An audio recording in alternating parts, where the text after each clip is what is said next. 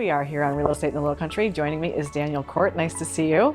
Good to be here. You're in for Debbie. I thought I was going to see Debbie today. But... I am. You've seen my face like in the last 3 months. I said we need to switch it up here, but she had some things come up, so that's all right. I'm sitting in. It's a pleasure I'm just to see going to be freewheeling it with you today. Yeah, sounds good. So what we were going to talk about, and I think we still should, is that you guys do a lifestyle segment here on WHHI, and it's kind of just little bits and pieces about things in the area. Tell us a little bit about the show, when people can kind of catch it, and what you hope to accomplish with it, and then we'll get into this episode that you're doing right now. Yeah, it was during high school football last season that Jessa approached me and said, "Hey, are you guys interested in doing something a little bit custom to tie in with your business?" And given that we call ourselves the Cort lifestyle pros, right?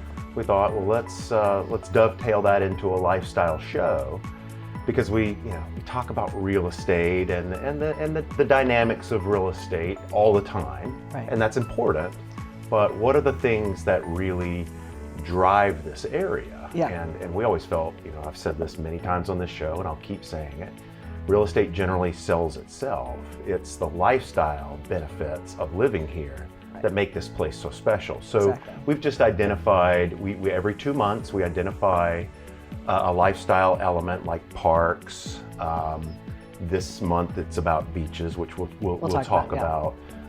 Golf, all the things that make weather, the things that make the Hilton Head lifestyle so unique when compared to other areas in the country. Yeah, and I think what's interesting about that is because you just mentioned several things, the parks, the beaches, the golf. There's different pockets for a lot of different kinds of people. It's not just golf. It's not just tennis. It's not just, it's a lot of different things. So tell us about the beach episode though, because obviously we are here at the beginning of the summer season and those beaches are going to be well loved. Yeah, it's, beach is always the common denominator. We do have so many things about this area, about Hilton Head in particular, that make it such a fun place to visit and fun place to live. But let's face it, it's that big blue body of water that's always been the driver. I say the beach is almost the most recession-proof element of our real estate existence. Exactly. And Hilton Head, the town of Hilton Head, we've just noticed over the last 10 years especially, has really gotten away from being that golf destination that it used to be. The World War II generation, the Chamber of Commerce has done a great job of kind of rebranding itself. Right. We're not just about beaches, we're not just about golf, we're about lifestyle. But on top of that, the town has really invested itself in going from that 70s and 80s island that we were for so long. Very long time, yeah. And there's a lot of nostalgia in that here. We love that. But dredging of beaches and the construction and building and creation of the Celebration Park down at Caligny and Pope Avenue. You look at the Sea Pines amenities, the Dolphin Head complex over in Hilton Head Plantation.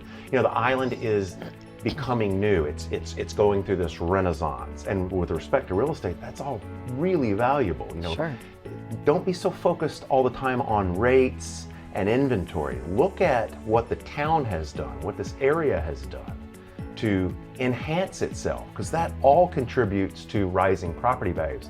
Right. The beach is always going to be there. It's the enhancements around that give value to where we live. But with respect to the beaches and what our segment is going to be about, or it's about this 2 months, is there's 7 public beach accesses that in the last 3, 4, 5 years have gotten really upgraded. So we're talking beach mats, playgrounds, parking, grill, AED machines, boxes to pick up toys, and just Condé Nast Travel and Leisure still say we're one of the top beach destinations in the country, and there's a reason why. But the town has just done an amazing job, and those are 7 public access points. Even though there's a lot of private access points, those are 7 public that you can go to any one of them and have a great beach experience. Yeah, it really is fantastic that there is so much open to the public.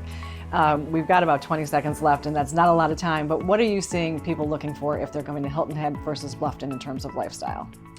Well, we live in Bluffton, and we can have from the time we leave our driveway, we can have our toes in the sand of the beach in about 20, 25 minutes. So you think we're living way out there, that's a misnomer. Yeah. We're all very close to the beach. That's all relative. And gosh, 20 years ago, you never would have thought somebody would come to visit Hilton Head for vacation, but also go out to Bluffton. So the lifestyles of each, they're sister communities that are blending beautifully together. And don't think that you can't have the beach experience in Bluffton, because we go to the beach all the time. You do it all the time. Yep. Well, Daniel, it's always good to see you, and thank you so much for sharing with us today. Thanks, Betsy.